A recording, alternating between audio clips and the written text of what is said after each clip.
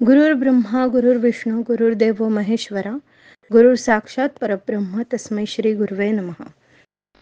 भोजन प्रसाद घेताना पुरुषांना शर्ट काढायला का सांगितले जाते, किंवा गुरुपौर्णिमेला गुरूंचे चरण स्पर्श दर्शन घेताना पुरुषांना शर्ट काढायला का सांगितलं जातो. खरे तर पूजा करून प्रसाद घेताना पुरुषांनी धोतर पंचा व स्त्रियांनी साडीतच प्रसाद घ्यायला पाहिजे. परंतु ते नसल्यास किमान शर्ट काढून प्रसाद घ्यावा. याचे कारण आपल्या मनाला शुचिर्भूतपणाची भावना येते. पवित्र शरीराने व पवित्र मनाने घेतलेला प्रसाद अधिक फलदायी होतो.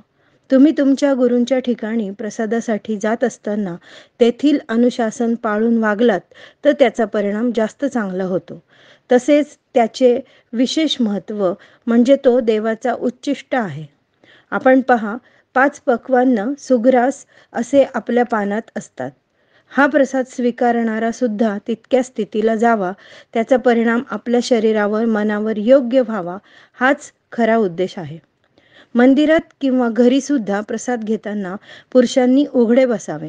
म्हणजे वाढणाऱ्या आई, पत्नी किंवा प्रसादाचे जे यजमान आहे यांची प्रेमळ दृष्टी आपल्या शरीरावर पडून हवे तितकेच अन्न ग्रहण करण्याची जाणीव भोजन करणाऱ्याला होते.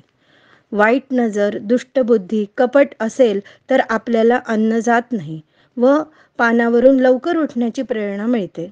आपण स्वतः हे ज्याचे त्याने ठरवायचे आहे की मला मंदिरात कसे आचरण ठेवायचे आहे. आपल्या नमस्कार करण्यापासून, चालण्या वागण्यापासून, प्रसाद घेण्यापर्यंत सर्व वागण्याचा परिणाम आपल्यावरच दिसणार आहे. गुरूंच्या ठिकाणी असलेले नियम आपण नम्रपणे स्वीकारलेच पाहिजे. बऱ्याच वेळा असे दिसून येते की आपण पाद्यपूजा उंची वस्त्रात करतो, म्हणजे साडी भारी घालतात बायका, आणि नंतर आरती व प्रसादाच्या नंतर बदलून ड्रेस घालतात आणि पुरुष अक्षरशः बरमुडा घालून येतात. असे करू नये. त्याच वस्त्रात भोजन घ्यावे व आरतीला पण तसंच थांबावे. गुरुदेवांनी सांगितले आहे की तुम्ही जसे अन्न खाता तसाच परिणाम बघायला मिळतो. बाहेर गाडीवरचे उघडे अन्न चपला घालून खाल्ले की मनाला शांतता मिळत नाही. परंतु घरी आईने केळीच्या पानावर सात्विक शुद्ध अन्न खायला घातले की किती प्रसन्न वाटते. त्याचे एक उदाहरण की एक प्रवचनकार होते गावामध्ये, त्यांचं प्रवचन चालू होतं. तर रोज तिथे एक गरीब ब्राह्मण त्याच्या पत्नी बरोबर तो रोज ऐकायला यायचा. पण त्याच्या पत्नीला थोडीशी चोऱ्या करायची सवय असायची. म्हणजे ती कुठेही गेली ना काहीतरी वस्तू उचलून आणणार, तिला वाईट सवय होती. त्या ब्राह्मणालाही हे माहिती होतं, पण गरिबीमुळे म्हणा किंवा कशाने ती तसं करायची. तर त्याला खूप इच्छा होती की या प्रवचनकारांना आपल्या घरी जेवायला बोलवावं. पण आपल्या बायकोचा असा स्वभाव म्हणून तो की कसं बोलवावं, आपल्याकडे एवढं सामान पण नाहीये, अन्न शिजवायचं कसं काय. पण त्याच्या बायकोला तो सांगतो की मला खूप इच्छा आहे प्रवचनकार गुरूंना आपल्या घरी बोलवावं. तर ती काय म्हणते की नाही नाही, तुम्ही बोलवा म्हणे, मी स्वयंपाक करते सगळा, तुम्ही बोलवा. स्वभाव शेवटी जात नाही माणसाचा किंवा सवय जात नाही. ती अन्न बनवताना जे वस्तू लागतात त्या सुद्धा बऱ्याचशा चोरी करूनच आणते आणि स्वयंपाक बनवती छान अगदी सगळा गोडधोडाचं सगळं, आणि बोलवलं जातं प्रवचनकारांना. मग ते जेवतात वगैरे पोटभर अगदी. जेव्हा निघतात तर निघताना बाहेर दोरीवर त्या ब्राह्मण व्यक्तीचं धोतर आणि पंचा वाळत असतं.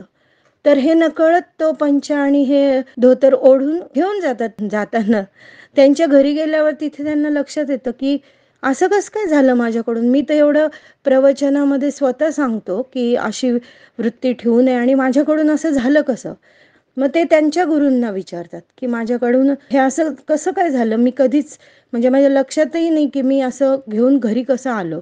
मग ते म्हणाले तू कुठं जेवलास. मग ते सगळं विचारपूस करून कळतं की त्या बाईला अशी सवय होती आणि ते अन्न तिच्या हातचं खाल्ल्यामुळे ह्यांना तशी बुद्धी झाली.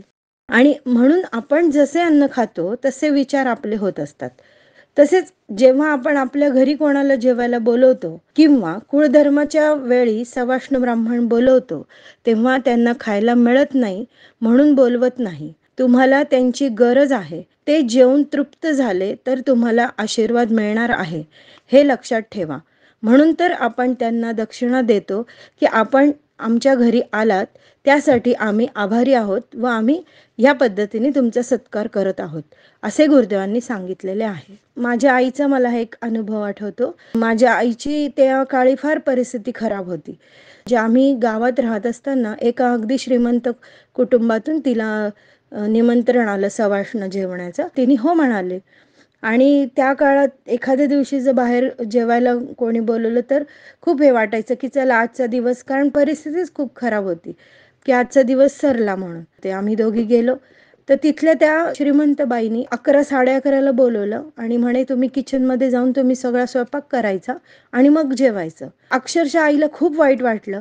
आम्ही ते तिने केलं, जेवलो आणि नंतर दुपारी 3 वाजता आईला फार म्हणजे फारच त्रास व्हायला लागला मानसिक. मग ती म्हणे नाही आपण गुरुदेवांकडे चलू. मग 3 वाजता दर्शनाला गेल्यावर आईने गुरुदेवांना सांगितलं की असं असं अनुभव आला मला. गुरुदेव म्हणाले की प्रत्येकाची नियत काय आहे ह्याच्यातून कळते, परत त्या ठिकाणी जायचं नाही. तर असे सुद्धा लोकांचे विचार आहेत जे आपण किमान असं कोणालाही वागवायचं नाही.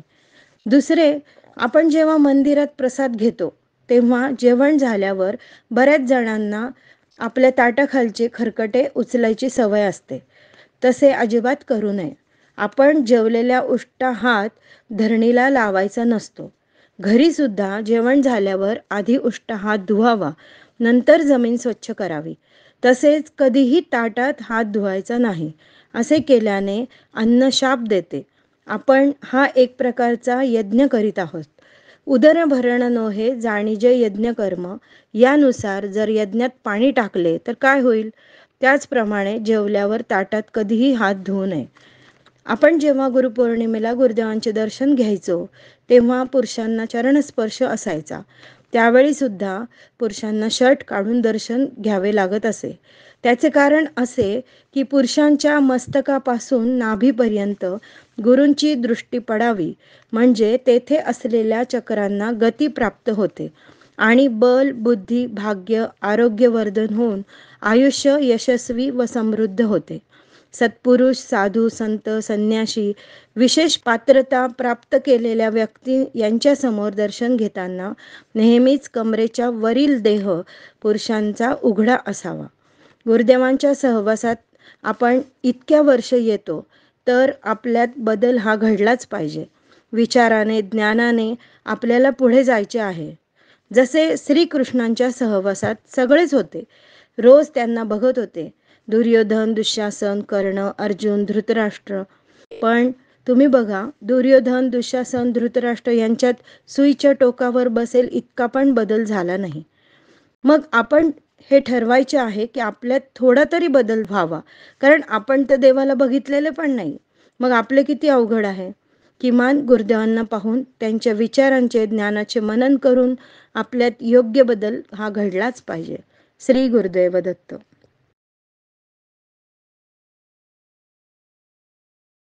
अध्यात्मावर अशीच माहिती मिळवण्यासाठी देव माझा चॅनलला सबस्क्राईब करा.